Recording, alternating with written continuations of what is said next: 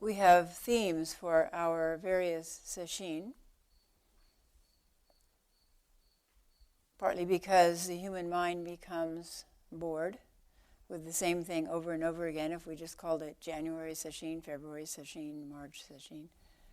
So people think they're getting something new if we give it a theme, which is in a way true, because there are so many practices, there's so many tools within Buddhism, so to spend a whole sesshin out of doors is a wonderful thing. To spend a whole sesshin on loving kindness practice is a wonderful thing. And the theme of this sesshin is grasses, trees, and the great earth. And the purpose of the sesshin is to become grasses, trees, and the great earth. The purpose of this sesshin is to let go of being a human being. To let go of being a human being. To let go of our obsession with our human mind and our human body and our human emotions. And to open to another mind and another body, our true mind and our true body. The purpose of this sesshin is to let go of being human. To let go of our obsession with this particular, born into this time, human body, human mind, constellation of human feelings, and to open to our great body, our great mind, our great heart. Dogen Zenji writes, "Mountains and rivers right now are the actualization of the ancient Buddha way." Mountains and rivers right now are the actualization of the ancient Buddha way. This room, these lanterns, this ceiling, those crickets, right now are the actualization of the ancient Buddha way. Both mountains and rivers abide in their true form and actualize true virtue. True virtue. Our Jogan tells me that the word virtue is a difficult word for the current younger generations, the X's and the millennials, that they're allergic to the word virtue. But it's a wonderful word, virtue. When we ponder it, as Dogen Zenji says, about mountains and rivers, what does that mean? That mountains and rivers have true virtue, actualized true virtue. And what does that mean for virtue in our lives? Mountains and rivers transcend time and are alive in the eternal present. Mountains and rivers transcend time and are alive in the eternal present. They are the original self, and they are emancipation, realization. Mountains are high and wide. The movement of clouds and the inconceivable power of soaring in the wind comes freely from the mountains. As always, Dogen Zenji is talking at several levels. He's talking about actual mountains and rivers, the environment in which he lived. If you visit Eiheiji, it's way up in the mountains with wonderful cold running streams. He's talking about physical mountains and rivers, but he's talking about something deeper too. Something that is solid, stable, something that is always flowing. Letting go of our human mind and merging with mountains, rivers, blades of grass, the mesmerizing pattern of shifting leaves when we lie under a tree and look up. The chattering and groaning of trees pushed about by the wind. All of these, any of these, because they originate from our true body mind, can speak to us directly of our body and mind. and bring us to clear understanding.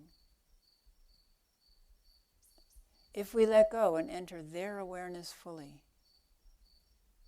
we can enter the eternal present and actualize the ancient way. If we can let go of our human awareness, our narrow human awareness, and enter the awareness of mountains, trees, grasses, crickets, wind, if we can enter their awareness fully, we enter the eternal present and we actualize the ancient way.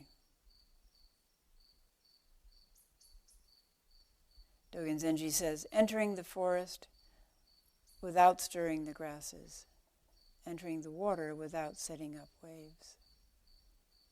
Entering the forest without stirring up grasses, entering water without stirring up waves. What does this mean?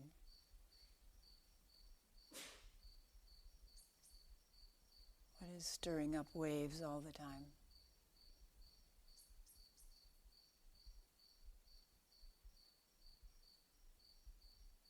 Looking back on my life, people often ask, when did you begin to meditate? And my first memory of meditating is when I was about maybe 7.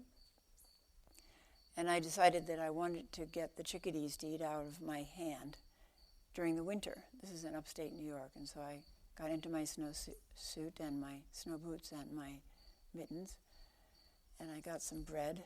And I went outside and I sat under a bush with bread in my hand. And I knew instinctively that if they knew that I was a human being offering them bread, they wouldn't come. So I knew that I had to withdraw my humanness completely and be like the snow, be like the bush, and sit absolutely still, barely breathing, and certainly not thinking human thoughts. Not thinking thoughts of, I hope they'll come. So that's the kind of meditation we need in the forest, to withdraw our human thoughts and let the 10,000 dharmas, the 10,000 grasses, the 10,000 tree leaves, the 10,000 sounds emerge and manifest true nature, eternal presence.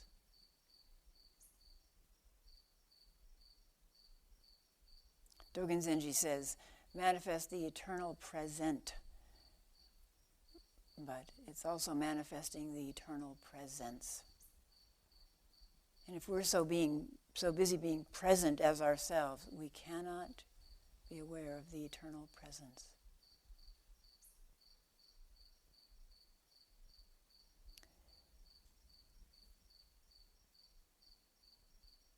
The exercise that Hogan led during the Inner Critic workshop last weekend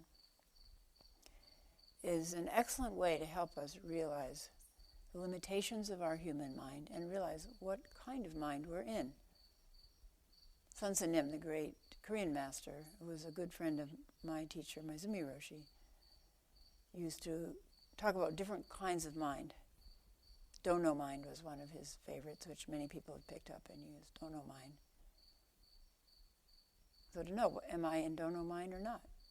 Am I in no mind? I know, and you're wrong, no mind. Oh, I'm in a not very helpful mind. I'm in a suffering mind. Let me step into Dono mind. Or he had just try mind. Oh, I can't do that. Just try mind. And so on. So we need to know, with what Dan Brown calls our metacognitive awareness which is overarching awareness and recognizes what's going on in our mind. We all have it, or we couldn't recognize, oh, my mind just thought this, or oh, my mind just wandered away. So we all have metacognitive awareness. So with metacognitive awareness, we can realize, oh, what mind am I in now? As Hoban pointed out, our small mind is obsessed with I, me, mine, and my predicament, as Eckhart Tolle so beautifully pantomimes. My predicament.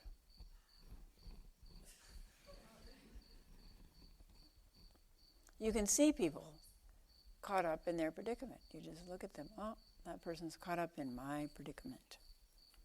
But who makes up the predicament?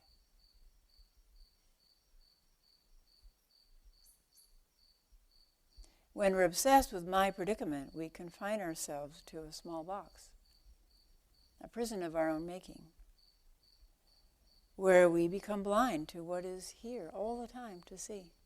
As Roshi used to say, it's so obvious.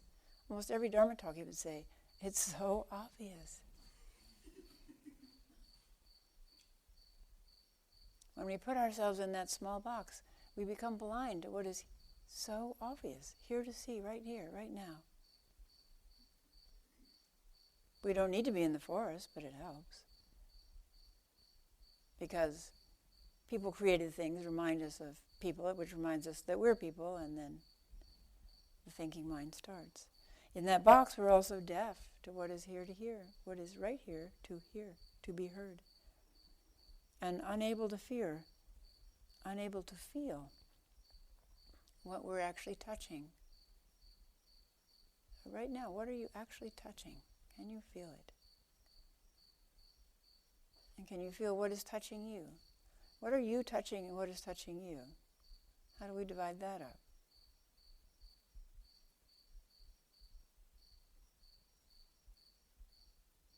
We disconnect from what is actually our individual body, but even more so from our true body. When we disconnect, then we feel lonely. We feel out of place.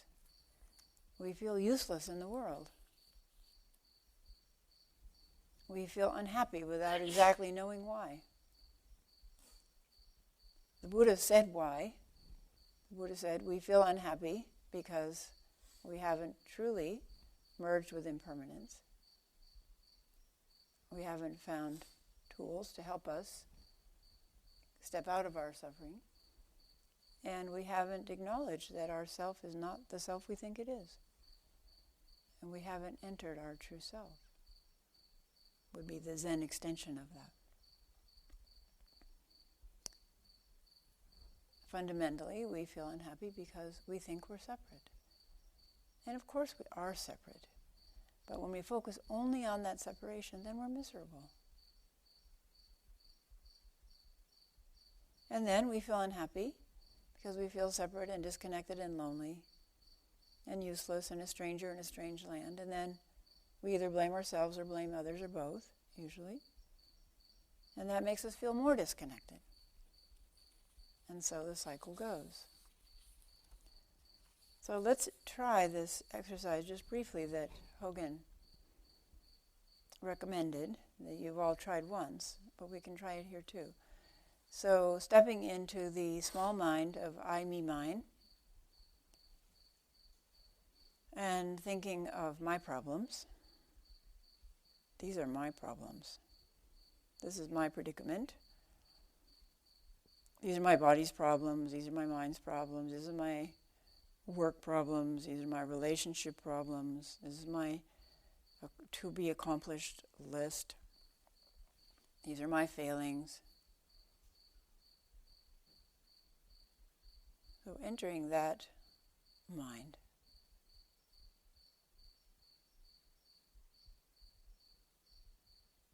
And just see from the inside, how does it feel? How does it feel in the heart? How does it feel in the body? How does it feel in the mind?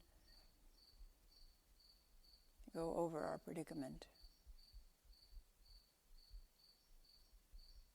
Somebody likes me, somebody doesn't like me. I like somebody, I don't like somebody. I'm angry at somebody. They said something to me I don't like. The world is not fair to me.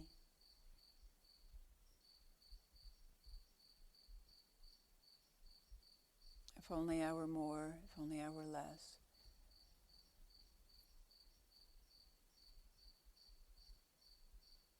Okay, now we switch to a somewhat wider mind, which we might think is, oh, this is I'm so broad. I think about the whole world, I'm so broad. I think about all the problems in Afghanistan and Iraq and terrorists and politics and liberation for women and child abuse, whatever.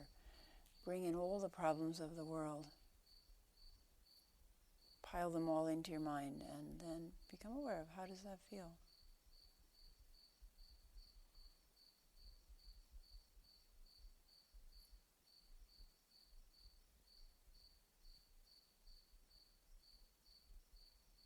And does that way of feeling in body, heart, and mind, does that help the world?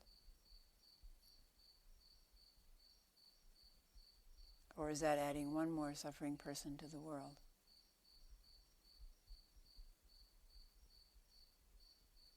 Now letting go of that, letting go of I, me, mine, and my predicament, letting go of all the problems in the world, we enter this place and this time. And we can switch our mind to open awareness. What at this moment is fine. What at this moment is even pleasant.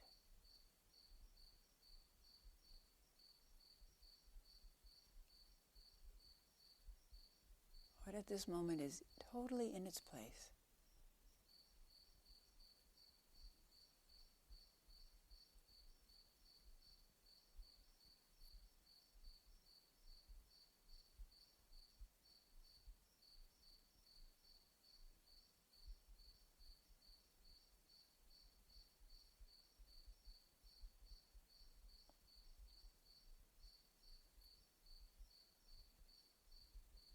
Sometimes we can feel a little trickle of guilt. Oh, I shouldn't feel this way when there's so many problems in the world. I shouldn't feel at ease. I shouldn't feel contented. But think, all of us will act in some place in the world. All of us will act in some way to help others. Is it better to act from this awareness? From this place of serenity and contentment? Is it better to find our place and act from this place to help the world? Or is it better to be in I, me mind or all the problems of the world mind when we do our work in the world?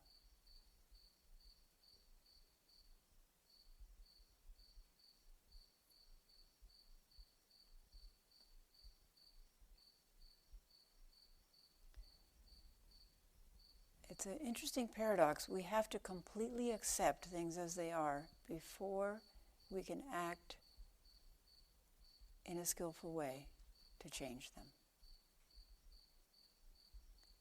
As long as we're angry and resisting, that anger and that resistance will enter into our work and cause problems and cause karmic repercussions. So we have to find this place of complete acceptance, not, oh yeah, I guess I have to accept it, acceptance, but complete ease and acceptance. This is the way things are. And in the next instant they will change. From that place we do our work in the world.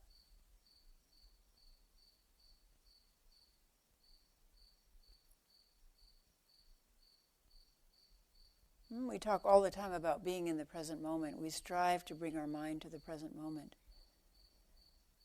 But we can detect around the edges there is still someone striving. There is still in and out of the present moment. Hogan always says, there is no out of the present moment. We are always in the present moment. True, but our awareness can be somewhere else, right? When we actually settle in the present moment, it's so spacious, so rich, so wonderful. There is something beyond striving. There is something beyond the much touted present moment. Dogen Zenji says it in the Mountains and Rivers Sutra. Water is not concerned with past, future, present, or the phenomenal world.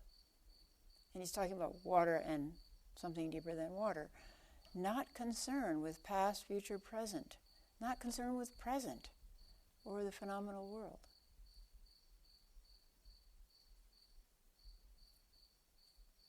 You know what he's talking about when we say, oh, now I'm in the present moment. Huh. Who said that? And where were they? And wait a minute, a present moment went by while I was thinking I was in the present moment, right? So there is something beyond awareness of the present moment.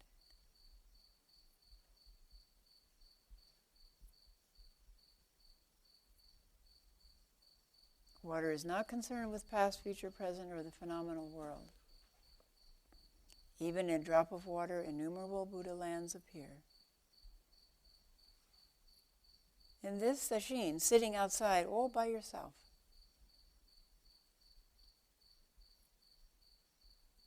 with no one around you, you can see the mind in clear relief. The first time Kojin went up in the treehouse, and there's only a few people who really love sitting in the treehouse. Hoban is one of them. But Kojin loves sitting in the treehouse. The first time she went up and she came down after a week in the treehouse. I mean, this means a week in a platform about the size of, 4x4 zabutons. The first time she came down, she said it was wonderful. She said, every time my mind would come up with some kind of judgment or criticism, I would realize, where did that come from? There's nobody up here. Because she could see the mechanism, the mind that just generates all this stuff.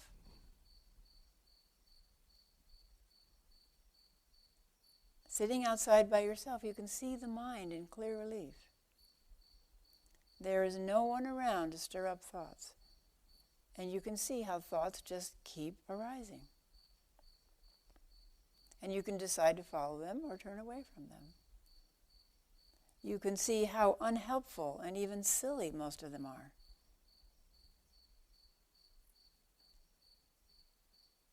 So last night I was sitting outside in the forest, and I just like to watch my mind and catch it at its work. So the mind says something like this, I wonder if I could survive in the forest if I got lost. Because last week I read about somebody who was lost for 5 days in the forest, and they found him just in time. If it got cold tonight, how would I keep warm? Well, deer, they kind of ball up in a little ball. Maybe if I balled up in a little ball. But they have hoofs, and the hoofs don't get cold. And the search party would be very surprised to find me alive after 5 days. Maybe I'd be on the evening news. Maybe they would ask me to be on the Survivor show. But what would I eat? Maybe I need to read more about edible plants in the Pacific Northwest. And what about something to drink? If it doesn't rain and that stream is dried up, could I drink my own urine if it really came down to it? And, the mind just goes on and on and on. And then suddenly, what's that noise? Suddenly alert, what's that noise? Is that a cougar coming? Okay, maybe if I sit really, really, really still, it won't know I'm here. Okay, I'm going to be one with the trees, one with the trees, one with the trees, one with the trees. Oh no, I'm breathing out. Maybe you can smell my breath. Don't breathe. Is he gone? Maybe I'll be on the evening news when they find half my eaten body. Then who would come to my funeral and how would they dress my body for the funeral if it's only half there? Who would let my Facebook friends know that I died? And you know how the mind just goes on and on and on. It's just like, if somebody were in the room sitting next to you talking that way, you would leave the room.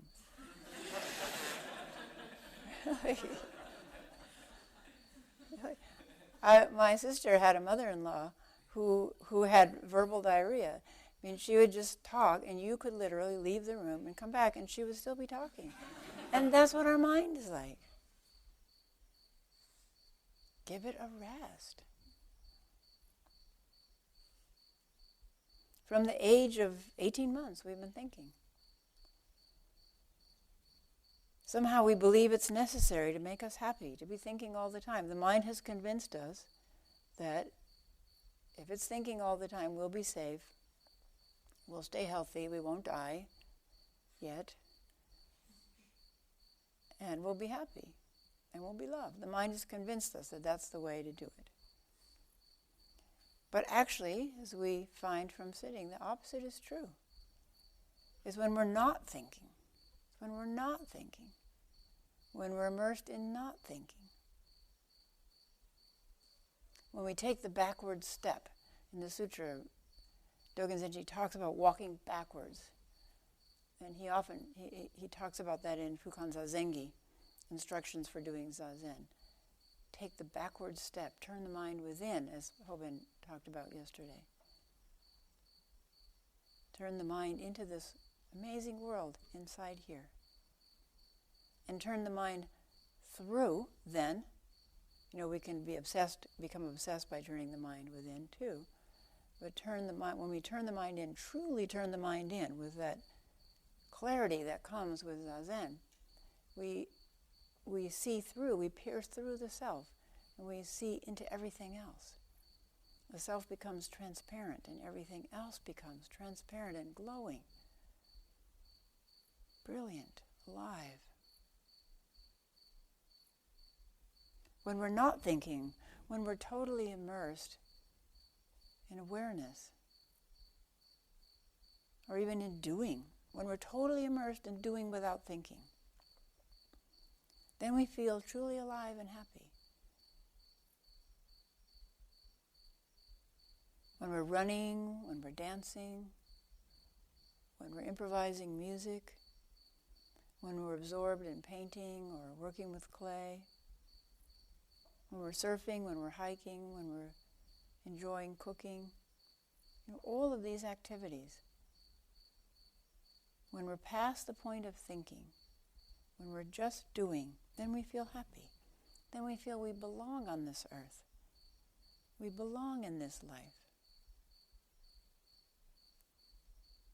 And this is what we keep calling coming home. We're coming to realize that we are at home. We are always at home. It is our minds that separate us from that home. Home is where the heart is. Home is where the body is. And where ceaseless thinking is not. Home is where we are relaxed, where awareness takes the place of thinking, and thinking shrinks down and sits in its true corner. As Dogen Zenji says, it's like looking through a bamboo tube at a tiny part of the sky. Yeah, let thinking become a tiny part of the huge sky of awareness. People ask me, do you think, or are you practicing with a clear mind all of the time? Of course I think. I have a mind. I think all kinds of thoughts, but most of them are not useful.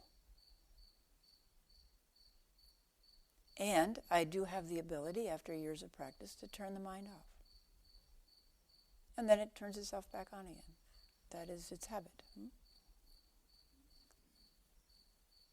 Some are useful, like, I have 1 hour to get this talk written, so let's get moving. Or I need to fire the tiles tonight, so they'll be ready for glazing on Thursday. That kind of thought, just like simple statement of fact, that's useful thought.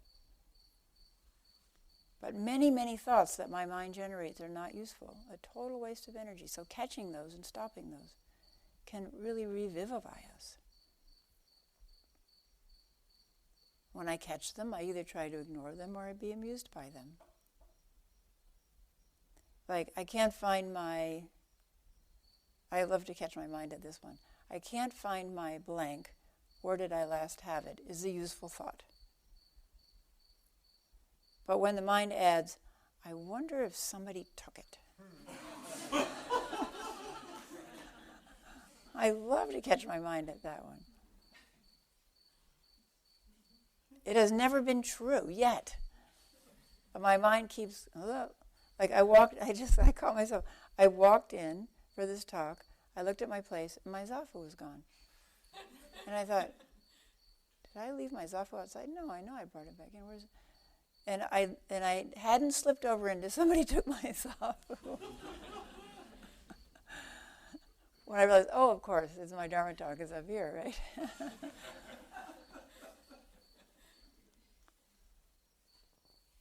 So we have to know when we cross over into a thought that is invalid and not useful. And most thoughts, frankly, fit into that category when we aren't practicing and being aware of thoughts. One of our Sangha members did a very interesting practice. She took on an entire category of thoughts that were not useful, complaints. And she began to notice them, label whenever a complaint arose. And then she marked, a complaint by switching a bracelet to the other arm. And she would post on Facebook, I've only been awake for half an hour, and I've already switched it 3 times. Which is true of all of us, right? If we take a category of afflictive thoughts, meaning they afflict us with discomfort, with unhappiness, and they afflict people around us with unhappiness. Take a category of afflictive thoughts like who stole my blank or complaint, and we just watch it. We dog it. We stay with it. We bring it up into the light of awareness. It will change. When it's unconscious or barely conscious, it doesn't have a chance to change. We can't really work with it. So you can note, and you get to notice them faster and faster. Oh, that's a complaint, because you can feel the sort of body and feeling tone around it when it arises. Complaint. And you can set it aside faster without getting tangled up in it. Occasionally, when my mind is quiet, I have some interesting thoughts that arise in a different manner than the flow stream of background thoughts. You've all had these. They pop into the mind like a surprise. We call them insights. Isn't it strange that we need to have a whole sesshin that people pay to come and sit out in the forest? But it's actually not strange when you look at why we need this. For 200,000 years we evolved in accord with nature. In the grasslands, in the forests, in the jungles. Indigenous people feel that they are a part of nature. We admire the Native Americans for that quality, that they feel that they are a part of nature. And they request, actually, of a deer or even a plant, may I have your life in order to nourish my life.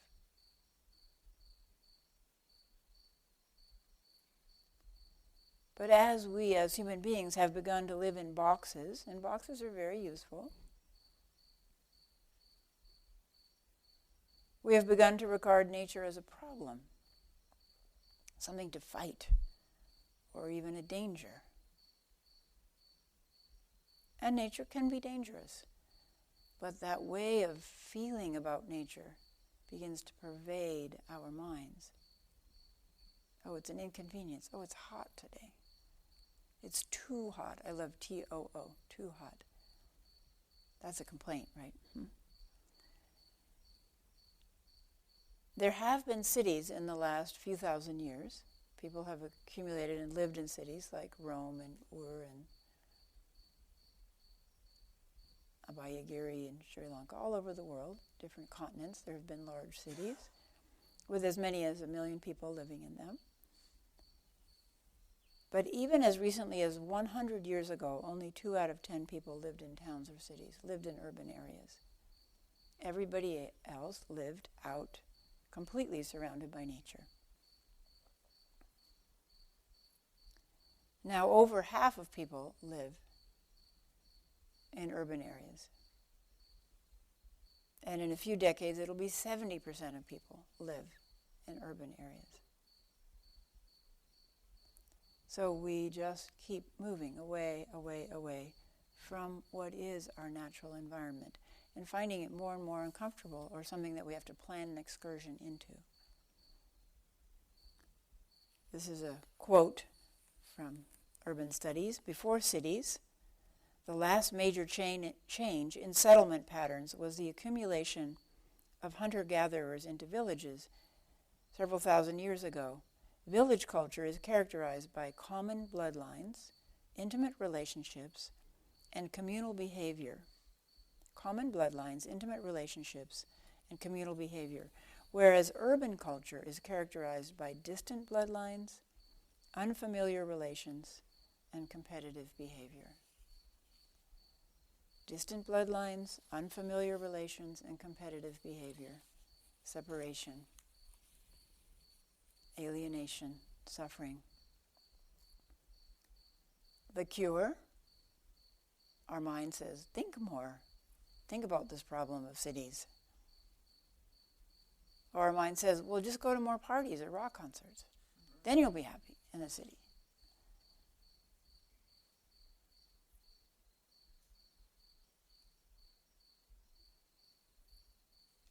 But we're aware that being in our natural environment may help.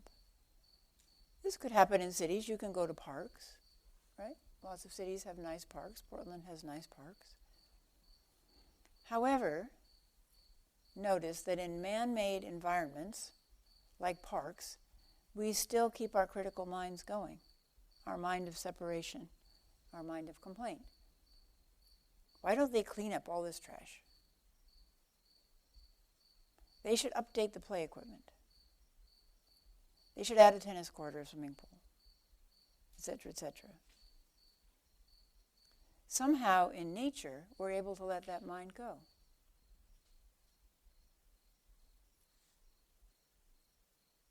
We don't go out in the forest and think, why are these trees so messy?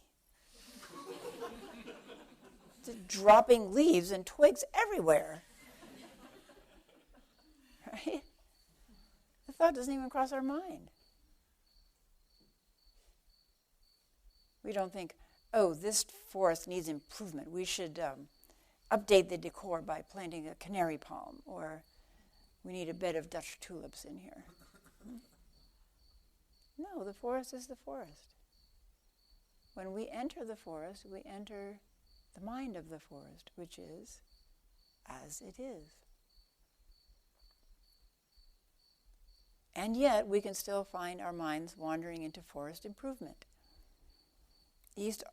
Every August when we do this session, I find that when I'm sitting in the forest, my mind starts thinking, we should add some more sitting platforms under my favorite tree. Or up in the trees, but not so high as the treehouse, just, a little ladder up. So we have to catch ourselves and laugh and let go. And enter the mind of the forest. Let go of the human mind and enter the mind of the grasses, trees, and the earth beneath us.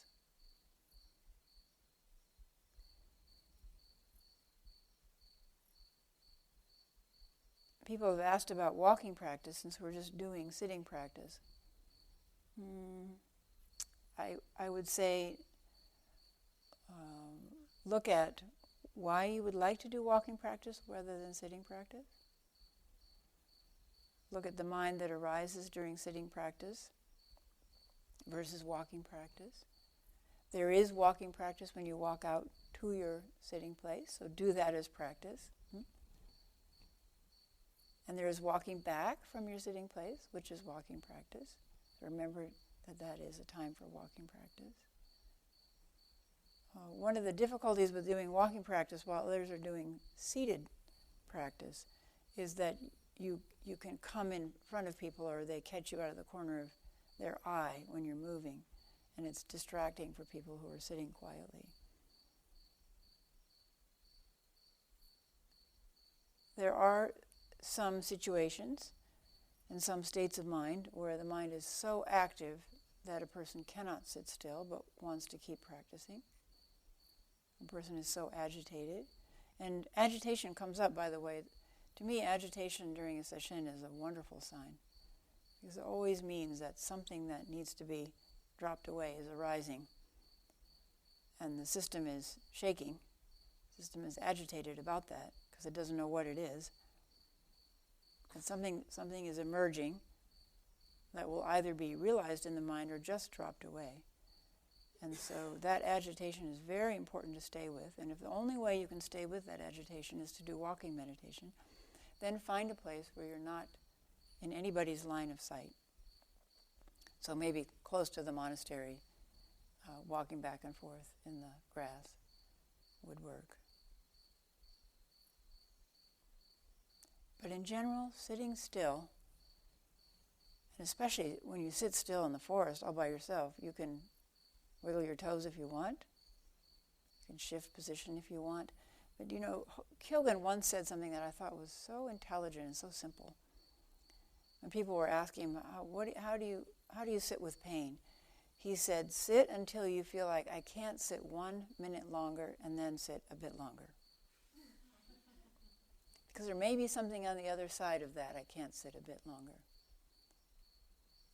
And I would say the same thing too. When the feeling arises, I must move, even when you're out in the forest and you have total leeway to move because nobody's watching you, sit a little longer.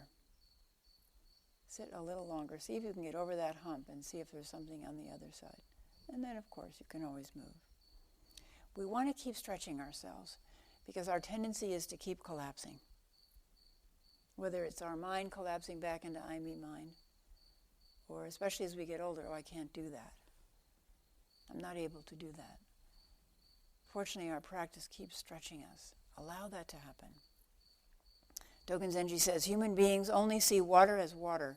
Water is seen as dead or alive, depending upon the mind of the beholder. Do we see nature as something dead, or half dead, something to carve up and manipulate? Are stones dead? Are fallen tree trunks dead? We have to investigate this for ourselves. Dogen Zenji says over and over, investigate this for yourself. Ascertain this for yourself. Do we accept nature as it is? Does nature accept us as we are? We have to investigate this. How does a tree perceive us? If you truly enter the awareness of the tree from the very top leaves, branches and leaves, all the way down to the deepest roots, what is the awareness of the tree? And how does it perceive us? As Thich Nhat Hanh says, what we call ourself is made up of non-self pieces, non-self elements. In this sesshin, we can let go of what we call ourself and merge our awareness with what we usually call non-self elements. The 1,000 grass blades, the shimmering trees, the huge earth, and all it contains. I often think that if you had to pick one practice that would sustain you all your life and keep you in big mind, it would be constant awareness of the earth. Here we are, this little tiny little speck on top of this enormous earth. It's very interesting if you start thinking of this, being aware of the earth, and then being aware of the grass, like a pelt, soft pelt, and all the little people and things on the earth. Make your awareness like the earth. If all of this disappeared, our non-self elements disappeared, we could not exist long enough to recognize its disappearance. The trees breathe out and make the breath that we breathe in, the breath that we need to live. And we breathe out and make the breath that the trees breathe in and need to live.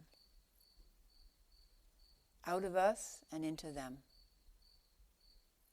Out of them and into us. It's constant CPR. It's happening all the time, and we ignore it.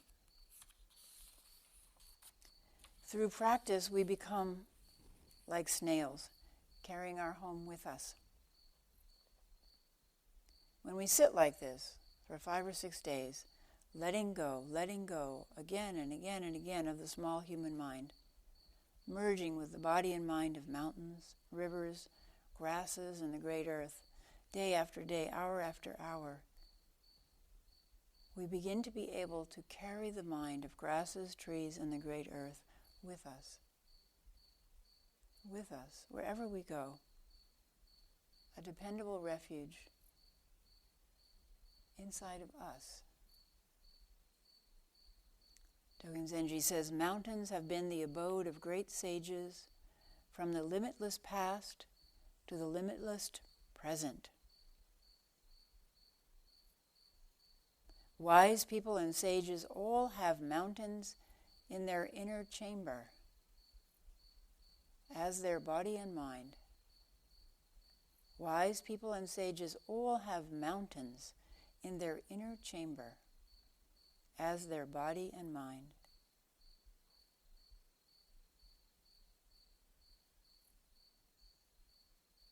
You may think that in mountains many wise people and great sages are assembled,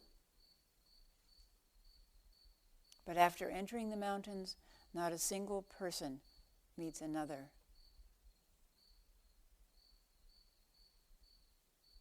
There is just the activity of mountains.